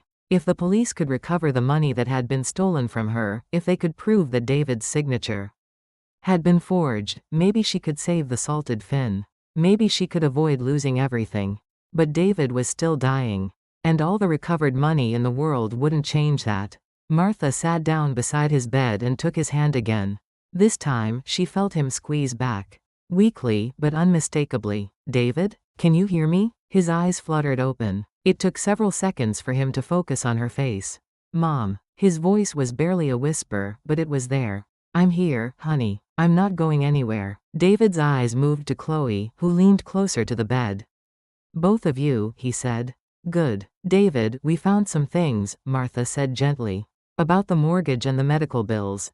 We need to understand what you did." David's expression grew pained. Not physical pain, but the pain of shame that had been eating at him for months. "I messed up," he whispered. "Everything. We know. But we can fix it. Together." David shook his head slightly. "Too late. It's not too late for the truth. Tell us what happened. All of it." Over the next 20 minutes, with frequent pauses for rest, David explained everything. The experimental treatments that insurance wouldn't cover. The decision to mortgage the house for money they didn't have. The discovery that the treatments weren't working. The desperate choice to forge Martha's signature on loan documents he hoped never to use. "I thought I would beat it," he said. "I thought I would pay everything back and you'd never have to know. But you used my identity for other things too," Martha said. "Credit cards. Personal loans." David's eyes showed confusion. "No, just the mortgage. David, someone has been stealing from me for months. Opening accounts in my name. Taking out loans I never applied for. That wasn't me." Chloe and Martha looked at each other across the hospital bed. If David hadn't committed the identity theft, who had? "Mrs. Chen?" A nurse appeared in the doorway. "There's a man here who says he's David's business manager. He's asking about insurance policies and final arrangements." Chloe frowned. "David doesn't have a business manager." "I'll talk to him," Martha said. She found the man waiting in the family consultation room down the hall. He was about 40, well-dressed, with the kind of smooth manner that made Martha immediately suspicious. Mrs. Chen? I'm Robert Holloway from Holloway and Associates. We've been handling David's legal affairs during his illness. Holloway and Associates. The name that had been written over Martha's name on David's emergency contact form. I didn't know David had legal affairs that needed handling, Martha said. Oh yes. The medical bills alone require significant coordination with insurance companies and collection agencies. And then there's the matter of his estate planning. What about his estate planning? Holloway opened a briefcase and pulled out several documents. David has a substantial life insurance policy. $500,000. He's named you as the beneficiary, but there are some tax implications we need to discuss. Martha looked at the papers. They looked official, but something about them bothered her. Why are you handling this instead of David's regular lawyer? David came to us specifically because of our expertise in medical debt resolution. We've been working with him for 6 months to structure his finances in a way that would protect his family from liability. 6 months. The same time period when David's emergency contact had been changed. When her identity had started being used for fraudulent accounts. Can I see some identification? Martha asked. Holloway's smooth manner faltered slightly. Of course. He reached for his wallet, then seemed to think better of it. Actually, Mrs. Chen, I just remembered another appointment. Could we schedule a meeting for tomorrow? I'd prefer to talk now. Tomorrow would be much better. I'll call you. Holloway packed up his papers and left quickly. Too quickly for someone who had legitimate business to conduct. Martha stood in the consultation room and thought about timing. About David's changed emergency contact information. About identity theft that had started 6 months ago. About a supposed business manager who wouldn't show identification. She pulled out her phone and called Detective Rodriguez. Detective? It's Martha Chen. I think I know who's been stealing my identity. 20 minutes later, Martha was back at David's bedside. He was awake again, and his eyes were clearer than they'd been in days. David, I need to ask you about Robert Holloway. David's face went pale. How do you know that name? He was just here, claiming to be your business manager. Oh God. David tried to sit up but didn't have the strength. Mom, whatever he told you, don't believe it. Don't sign anything. What's your connection to him? He's a con artist. He targets families dealing with cancer. Shows up at hospitals and convinces sick people to give him access to their financial information. I caught him trying to scam another patient and had him banned from the hospital. But David, your emergency contact form. He must have changed it. He had access to my medical records for a few weeks before I figured out what he was doing. Martha felt pieces clicking into place.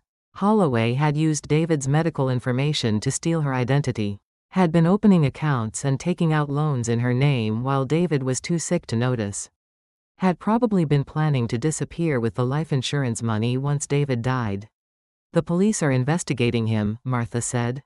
They think they can recover most of the money he stole. David closed his eyes. I'm sorry, Mom. I never meant for any of this to happen. I know, honey. None of this was your fault. But the mortgage. We'll figure it out. The important thing right now is that you're not alone. David squeezed her hand. I love you, Mom. I love you too. At 6 o'clock that evening, Detective Rodriguez called with an update. They'd arrested Robert Holloway at his office and recovered extensive records of his financial crimes. Martha's identity had been just one of dozens he'd stolen from families of cancer patients. We've found accounts with nearly $200,000 that was stolen from you, Rodriguez said. It'll take some time to process everything through the courts, but you should be able to recover most of it. $200,000. Not enough to solve all her problems, but enough to save the salted fin. Enough to pay off David's legitimate medical bills. Enough to start over. Martha shared the news with David and Chloe. For the first time in months, David smiled. Really smiled, not the polite expression he'd worn at public events. You're going to be okay, Mom. We're going to be okay. All of us. But even as she said it, Martha knew that David wouldn't be part of all of us much longer. His breathing was becoming more labored. His skin was taking on the waxy appearance that meant his body was beginning to shut down. David, I want you to know something, Martha said. I'm proud of you, not because you became a doctor or married well or had the right kind of life. I'm proud of you because you're my son. Because you tried to do right by everyone, even when it was impossible. David's eyes filled with tears. I was ashamed of the fish market. I was ashamed of how we lived. I know, but you shouldn't have been. We had a good life. We had love and work and purpose. That's more than a lot of people get. I wish I could go back. I wish I could be that kid again, helping you gut fish after school. You're still that kid, David. You're still the little boy who was proud of his mother's work. Money and status can't change who you really are inside. David smiled one more time. Then he closed his eyes and drifted into sleep. He died just after midnight, with Martha holding one hand and Chloe holding the other. The machines around his bed registered the exact moment when his heart stopped beating, but Martha felt it happen before the alarms sounded. Felt his spirit leave his body like air escaping from a balloon. The nurses came and turned off the machines and began the process of death that hospitals performed hundreds of times each year. But for Martha, everything stopped at 12:23 a.m. on a Friday morning when her son stopped breathing. She sat beside his bed for another hour, memorizing his face. Then she kissed his forehead and walked away. In the hallway, Chloe was crying softly into a tissue. "What happens now?" Chloe asked. "Now we bury him," Martha said. "And then we figure out how to live with what he left behind." "Mrs. Chen, I know we didn't start off well, but could we maybe try to be family?" David would have wanted that. Martha looked at this young woman who had married her son in secret but who had also sat vigil beside his deathbed. Who had been just as lost and frightened as Martha herself. "Yes," Martha said, "I think he would have wanted that." They walked out of the hospital together into the cold Manhattan morning. Two women who had loved the same dying man in different ways. Two women who now had to figure out how to honor his memory while building something better from the wreckage he'd left behind. The war was over. The real work was just beginning. The funeral took place on a Tuesday morning under a gray sky that threatened rain but never delivered it. Martha stood at the graveside in her good black dress, the same one she'd worn to the charity gala, but this time it felt appropriate. Dignified, like armor against grief that threatened to overwhelm her. David's casket was simple. Mahogany with brass handles, not the elaborate model the funeral director had tried to sell them. Martha had insisted on something modest.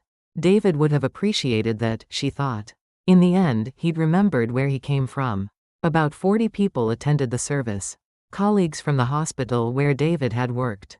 A few neighbors from Martha's street in Millfield who had driven down for the day. Chloe's parents, who had flown in from California and spent the entire service looking uncomfortable. As if they couldn't quite believe their daughter had married someone whose mother ran a fish market. But they were there. That mattered. The pastor spoke about David's dedication to healing others, about his love for his family, about the courage he'd shown during his final months. The words were generic, the kind of eulogy that could fit any doctor who had died too young. But Martha heard truth in them anyway. When the service ended, people filed past the grave to pay their respects. Martha shook hands and accepted condolences from people she'd never met but who spoke about David with genuine affection. His patients had loved him. His colleagues had respected him. Whatever mistakes he'd made in his personal life, he'd been good at his job. That was something. Chloe stood beside Martha throughout the service, occasionally reaching over to squeeze her hand. They'd spent the past week planning the funeral together, making decisions about flowers and music and food for the reception. It hadn't been easy, but it had been necessary. They were family now, bound together by loss and the complicated love they'd both felt for the same complicated man. After the last mourner had left, Martha and Chloe stood alone beside the grave. The cemetery crew waited discreetly nearby with their equipment, ready to fill in the hole once the family was finished saying goodbye. "I should have known," Chloe said quietly. About his mother. About the fish market. About how proud he was of where he came from, even when he was trying to hide it. Martha looked at the fresh flowers covering David's casket. Roses and lilies and baby's breath. Beautiful flowers that would wither and be replaced with artificial ones that would last longer but mean less. "He loved you," Martha said. "He was just scared that you wouldn't love him if you knew the truth about his background. But that's so stupid. I fell in love with him because he was different from everyone else I knew. Because he worked harder and cared more and understood what it meant to struggle for things. If I'd known he came from a working family, I would have loved him more, not less." Martha believed her. Chloe had proven herself during David's final days. Had sat vigil beside his bed and fought with insurance companies and handled the endless paperwork that death generated. She'd done the work of love, not just the performance of it. "What will you do now?" Martha asked. "I don't know. Go back to work, I guess. Try to figure out how to be a widow at 32. Chloe paused. "What about you?" "I have a business to save. And apparently a court case to prepare for." The legal proceedings had moved quickly once Robert Holloway was arrested. The district attorney's office was eager to prosecute him as an example to other scam artists who targeted vulnerable families. Martha would have to testify about the identity theft, but Detective Rodriguez had assured her that the case was solid. More importantly, the frozen accounts had been released. Martha had recovered nearly $200,000 that Holloway had stolen from her, plus the fraudulent loans had been forgiven once the banks understood that she'd been a victim of crime. David's life insurance policy was real and legitimate. $500,000 that would pay off his medical bills and leave Martha with enough money to renovate the Salted Fin. And maybe even expand into the empty space next door. The irony wasn't lost on her. David's death had solved the financial problems his life had created. "Mrs. Chen?" A man approached them from the parking area. Martha recognized him as Frank Morrison, the prosecutor handling Holloway's case. "Mr. Morrison, I'm sorry to bother you today, but I wanted to let you know that Holloway has agreed to plead guilty to all charges. He's looking at 15 years in federal prison." "Good," Martha said simply. "There's something else. We've uncovered evidence that he was working with someone at Mount Sinai Hospital. Someone who was feeding him information about cancer patients and their families." Martha felt a cold anger building in her chest. "Who?" "A clerk in the billing department. She's been arrested too." "Mrs. Chen, she had access to hundreds of patient files. You weren't Holloway's only victim." The scope of the crime was staggering.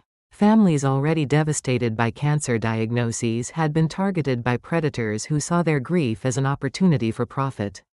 Martha thought about all the other mothers who might have received foreclosure notices while their children were dying. All the other families who had been betrayed by people they trusted to help them navigate the healthcare system. Will the other victims get their money back? Martha asked. Most of it. The FBI has frozen Holloway's assets and traced the money trail. It'll take time, but we expect to recover about 80% of what was stolen. Morrison left them alone again. Martha and Chloe walked slowly back to their cars, their footsteps echoing on the cemetery's paved pathways. "I've been thinking about something," Chloe said as they reached the parking area. "David left me the Manhattan apartment and some investments. I don't need all of it." "What do you mean?" "I mean I want to help you expand the Salted Fin. Turn it into something bigger. Something that honors David's memory."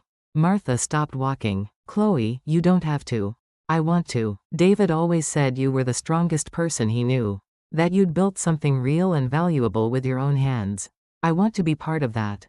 They stood beside Martha's Honda in the autumn sunshine. Two women from completely different worlds trying to figure out how to honor the memory of someone they'd both loved imperfectly. "What did you have in mind?" Martha asked. "A restaurant. Nothing fancy, but something that serves real food to real people. Fresh fish, obviously, but also the kind of comfort food that makes people feel at home. We could call it David's Place. Or the Salted Fin restaurant. Something that acknowledges where it came from." Martha imagined it. Tables where families could eat together. A menu based on recipes she'd learned from her father and grandmother. A place that smelled like the ocean and served food that connected people to the sea and to each other. "It would be a lot of work," Martha said. "I'm not afraid of work. I want to learn. I want to understand what David came from so I can understand who he really was." They drove back to Millfield together, Chloe following Martha's Honda in her expensive sedan. The contrast between their vehicles seemed less important now. They were both heading to the same place, for the same reason. At the Salted Fin, Martha showed Chloe around the space she'd been thinking of expanding into. The former laundromat next door had been empty for 6 months. The rent was reasonable, and the space was big enough for a dozen tables. "We'd need to install a proper kitchen," Martha said. "Dining room furniture. A liquor license if we want to serve wine with dinner. That's all doable. What about staffing? I know people. Good people who understand the fishing business and care about serving quality food. David's cousin Maria has restaurant experience. Tommy's daughter just graduated from culinary school. They spent the afternoon walking through the empty space, imagining how it could be transformed. Martha had run numbers in her head for years, dreaming about expansion but never having the capital to make it happen. Now she did. But more than that, she had a partner. Someone who brought different skills and connections. Someone who could help navigate the business side of running a restaurant while Martha focused on the food. There's one condition, Martha said as they finished their tour. What's that? We do this right. No cutting corners on quality. No fancy menu items just because they're trendy. We serve food that's honest and fresh and worth what people pay for it. Chloe smiled. I wouldn't want it any other way. 2 months later, Martha stood in the doorway of David's kitchen, watching the dinner rush on a busy Friday night. The restaurant was exactly what they'd envisioned. Simple wooden tables, fishing nets on the walls, menu items named after local landmarks and family recipes. Chloe worked the front of house, seating customers and managing reservations with the same efficiency she'd once applied to charity galas. But her smile was different now. More genuine, less calculated. Martha ran the kitchen with help from Maria and Tommy's daughter Sarah. The pace was demanding, but Martha loved it. Loved the heat and noise and controlled chaos of preparing dozens of meals simultaneously. Loved watching plates come back empty, knowing she'd fed people well. The reviews had been positive. Food critics praised the restaurant's commitment to fresh, local ingredients and traditional preparation methods. Customers returned with friends and family, building the kind of loyal following that sustained businesses for decades. But tonight was special. Tonight, the local newspaper was reviewing them for their annual Best of the Coast feature. The critic arrived at 7:30, alone, carrying a small notebook.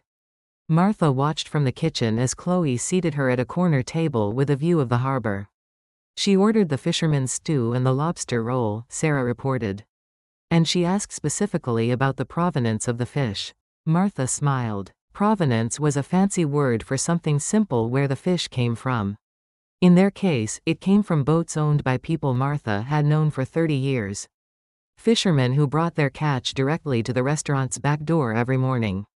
That was what made David's Kitchen different from the chains and franchise operations that dominated the highway. They weren't just serving food, they were preserving a connection between land and sea, between fishermen and families. Between the work of catching fish and the pleasure of eating it. The critic stayed for 2 hours, ordering additional items and asking detailed questions about preparation methods. She seemed particularly interested in the restaurant's history and its connection to the salted fin next door. She's writing everything down, Chloe reported during a brief lull in service. Good. We don't have anything to hide. At closing time, Martha and Chloe counted the night's receipts while Maria and Sarah cleaned the kitchen. The numbers were strong. Better than they'd projected for their 3rd month of operation. David would be proud, Chloe said. Martha thought about her son. About the life he'd built and the life he'd hidden and the life he'd ultimately lost. About the complicated love that had driven him to make both generous and terrible choices. Yes, she said, I think he would be.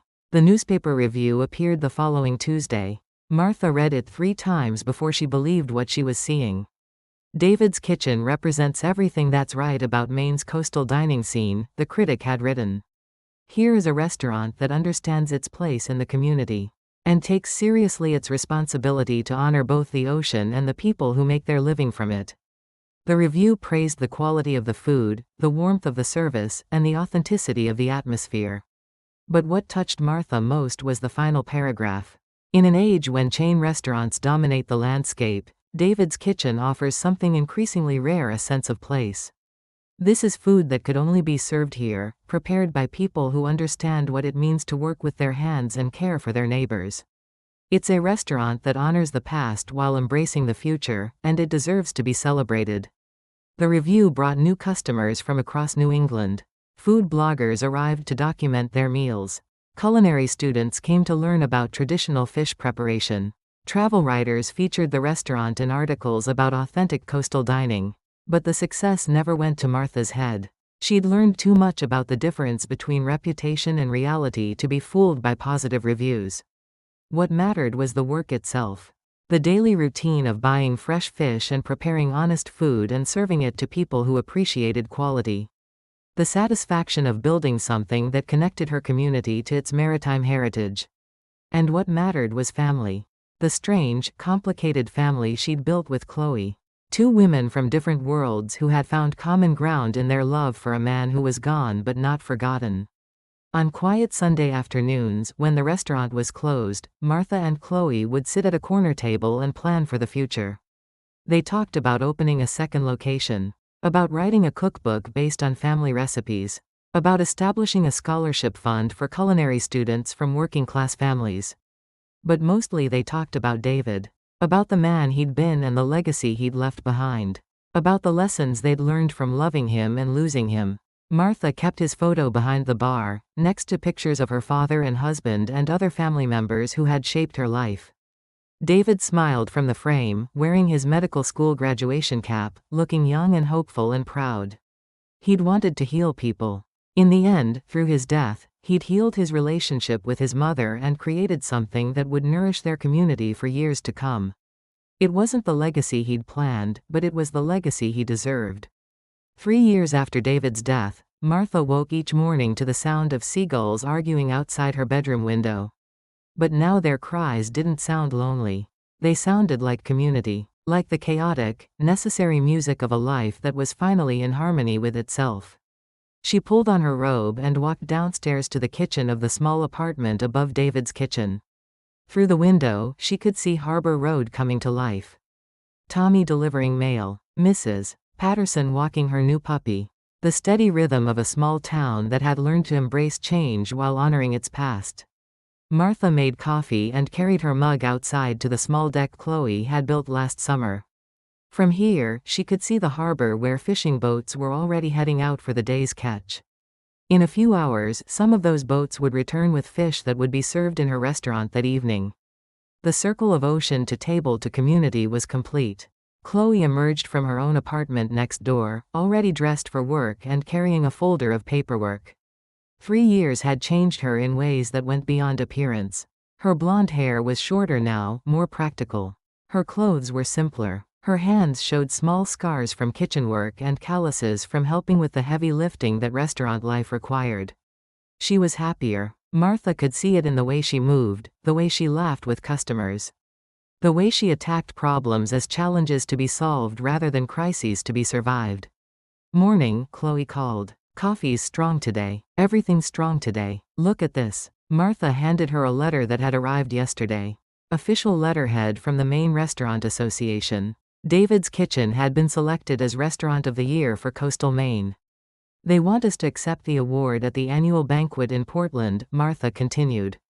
300 people. Black tie. Chloe read the letter and smiled. Remember when you hated black tie events? I still hate them, but I hate the idea of letting other people tell our story more. They'd learned that lesson the hard way. Early in the restaurant's success, food writers had tried to turn their story into a fairy tale about a poor fish seller who was rescued by her wealthy daughter-in-law. The narrative was neat and satisfying and completely wrong. The truth was more complicated. Martha hadn't been rescued, she'd been recognized. The skills she'd spent 30 years developing in the fish market had translated perfectly to restaurant work. Her relationships with local fishermen, her knowledge of seasonal variations in fish quality, her understanding of what working families wanted to eat, all of it had been valuable from day one. Chloe had brought business expertise and startup capital, but Martha had brought the foundation that made everything else possible. We'll accept the award, Martha said. But we tell the real story. About work and family and the difference between charity and partnership. They spent the morning reviewing applications for the David Chen Memorial Scholarship. They'd established it the previous year using part of the restaurant's profits. The scholarship helped young people from working-class families attend culinary school or start food-related businesses. This year's applicant pool was particularly strong. A lobsterman's daughter who wanted to open a food truck. A young man from a farming family who dreamed of becoming a chef. A woman who had been laid off from a factory job and wanted to start a catering business. I wish we could fund all of them, Chloe said, reviewing the applications. Maybe next year we can. The Portland location is doing well. David's Kitchen Portland had opened 6 months ago in a former warehouse district that was being revitalized by young professionals and artists. The menu was similar to the Millfield location, but adapted for urban tastes and broader cultural influences. The success had surprised everyone except Martha. She'd understood instinctively that people in the city were hungry for the same things as people in small towns. Honest food, fair prices, and a sense of connection to something real. Mrs. Chen? Sarah appeared in the doorway of the kitchen. She'd been promoted to head chef at the Millfield location and had developed an intuitive understanding of how Martha liked things run. What is it, Sarah? Channel 6 is here. They want to interview you about the scholarship program. Martha sighed. Media attention was a necessary part of running a successful restaurant, but she still felt uncomfortable being the center of attention. She preferred to let the food speak for itself. But the scholarship program was different. It was worth talking about because it might inspire other businesses to support young people who needed opportunities.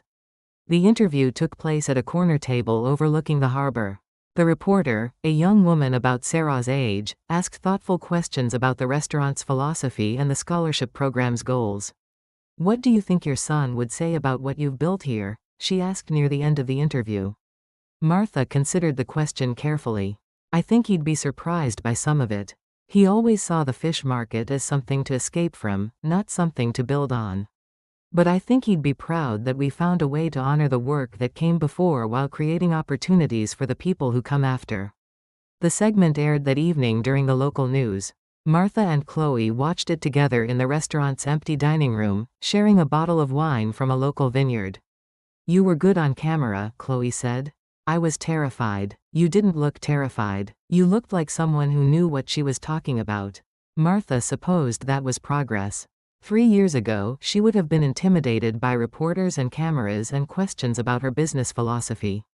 Now she understood that her knowledge and experience were worth sharing. The scholarship announcement had generated dozens of new applications. Young people from across New England were reaching out, looking for support and mentorship. The program was becoming bigger than Martha and Chloe had anticipated. We need to think about expanding it, Chloe said. Maybe partnering with other restaurants or food businesses. I've been thinking the same thing. What if we created a network? Restaurants and markets and fishermen all working together to support the next generation? They spent the evening planning what would eventually become the Coastal Maine Food Initiative. A collaborative program that connected established businesses with young entrepreneurs. It was ambitious, but Martha had learned that ambitious goals were often the ones most worth pursuing. At 10 o'clock, they closed the restaurant and walked together to the harbor. This had become their evening routine, a way of transitioning from work to rest while staying connected to the water that sustained their community. The harbor was quiet except for the sound of waves against the dock and the occasional creak of rope against wood. Fishing boats swayed gently at their moorings, ready for tomorrow's work. Do you ever miss it? Chloe asked. The way things were before David got sick? When life was simpler? Martha considered the question. Some parts of it. I miss feeling like I understood the rules of the world. I miss believing that working hard and being honest was enough to protect the people you love. But I don't miss the smallness of it. The way I thought my world had to stay the same forever because that was the only way I knew how to live in it. They stood in comfortable silence, watching moonlight reflect off the water. 3 years ago, Martha had thought her life was ending. Her son was dying, her business was failing, and her identity was being stolen by people who saw her grief as an opportunity for profit. Now she ran 2 successful restaurants, mentored young entrepreneurs, and had built a relationship with a daughter-in-law, who had become a true partner and friend. She owned her own home outright, had money in the bank, and woke up each morning excited about the day's work. The transformation hadn't been easy. There had been setbacks and mistakes and moments when Martha had wondered if she was fooling herself about her abilities. But there had also been discoveries about her own strength, about the value of her knowledge, about the power of partnership between people from different backgrounds. I got a letter from Detective Rodriguez yesterday, Martha said. Holloway is up for parole. Will you testify at the hearing? Yes. And not just about what he did to our family. About all the families he hurt. about the damage that happens when people prey on others during their most vulnerable moments. The parole hearing would be difficult, but Martha wasn't dreading it. She'd learned to see such challenges as opportunities to advocate for others who might not have the strength or knowledge to advocate for themselves. He won't get parole, Chloe said confidently. Not with all the victims who are planning to testify. Good. Some people deserve to face consequences for their choices. They walked back toward the restaurant, past the spot where the salted fin had once stood alone, a small fish market in a struggling coastal town. That building was now connected to David's kitchen by a covered walkway, and both spaces thrived as parts of a larger whole. Martha had kept the fish market operating, but it was different now. Higher quality products, better relationships with suppliers, and a steady stream of customers who came for ingredients to cook at home. Or gifts to take to friends who appreciated good food. The market had become a training ground for young people interested in the food business. They learned to select fish, manage inventory, and build relationships with customers who depended on their expertise. Several former employees had gone on to open their own markets or join restaurant kitchens. Mrs. Chen? A voice called from the parking area. Martha turned to see a young man approaching. Mid-20s, wearing work clothes that smelled faintly of the sea. She recognized him as one of the lobstermen who supplied the restaurant. Jimmy, what brings you by this late? I wanted to thank you. My sister got the scholarship. The one for culinary school. Jimmy's sister had been one of this year's scholarship recipients. A talented cook who had been working double shifts at a diner to save money for school. She earned it, Martha said. Her application was excellent. Yeah, but without your program, she never would have had the chance. Our family. We don't have college money, you know? But now she's got a shot at something better. Martha felt the familiar warmth that came from knowing her work was making a difference in real people's lives. Tell her to stop by when she's home for breaks. We can always use extra help during busy seasons. After Jimmy left, Martha and Chloe finished their evening walk in thoughtful silence. The scholarship program had become one of Martha's proudest accomplishments, but nights like this reminded her of its deeper purpose. It wasn't just about funding education or supporting young entrepreneurs. It was about recognizing talent and potential in places where others might not think to look. About understanding that a lobsterman's daughter might have as much to contribute to the culinary world as someone from a family with restaurant connections. David would have liked Jimmy's sister, Chloe said as they reached their apartments. Yes, I think he would have. She reminds me of him at that age. Smart and ambitious and maybe a little ashamed of where she comes from. But she won't have to be ashamed. She'll have opportunities he didn't have. Martha climbed the stairs to her apartment and prepared for bed. Tomorrow would bring the usual challenges of running a restaurant, managing staff schedules, ordering supplies, handling customer complaints, balancing budgets. But it would also bring the satisfaction of doing work that mattered, with people she trusted, in a place she loved. She thought about David as she often did in quiet moments. About the man he'd been and the legacy he'd left behind. His death had been terrible and unnecessary and filled with regrets that could never be resolved. But from that tragedy had come something neither of them had imagined possible. A business that honored both innovation and tradition. A relationship that bridged different worlds. A program that created opportunities for young people who might otherwise be overlooked. And for Martha personally, a life that was bigger and more complex and more fulfilling than anything she'd known before. She looked out her bedroom window at Harbor Road, sleeping peacefully under streetlights that had illuminated the same view for decades. Tomorrow would bring fishing boats returning with fresh catch. Customers looking for quality ingredients. Young people eager to learn. Partners working toward shared goals. Life, in other words. Rich and complicated and worth the effort it took to live it well. Martha pulled down the window shade and settled into bed. 3 years ago, she'd fallen asleep each night wondering if she had the strength to face another day. Now she fell asleep planning improvements and expansions and new ways to contribute to her community. The ocean outside her window continued its eternal rhythm, indifferent to human troubles but constant as a heartbeat. The same ocean that had sustained her family for generations and would sustain future generations. If people like Martha continued to bridge the gap between water and land, between catching fish and serving food, between honoring the past and embracing the future. In her dreams that night, Martha stood again behind the counter of the salted fin. But in the dream, the shop was bigger and brighter and filled with young people eager to learn. David was there too, not as the dying man she'd lost but as the hopeful boy she'd raised. He was helping customers and learning from her expertise and proud to be part of something that connected his family's work to the needs of their community. When she woke the next morning, Martha carried the dream with her into the day. She would preserve the best parts of what had come before while building something better for what was yet to come. Life doesn't end just because it breaks once. What falls apart can be the very place where we learn to stand again. If this story gave even a small moment of strength to someone out there, then everything I went through means something today. If this resonated with you, please like and subscribe, and share a piece of your own story in the comments below. Your words might become the seed of the next chapter we create together. Thank you.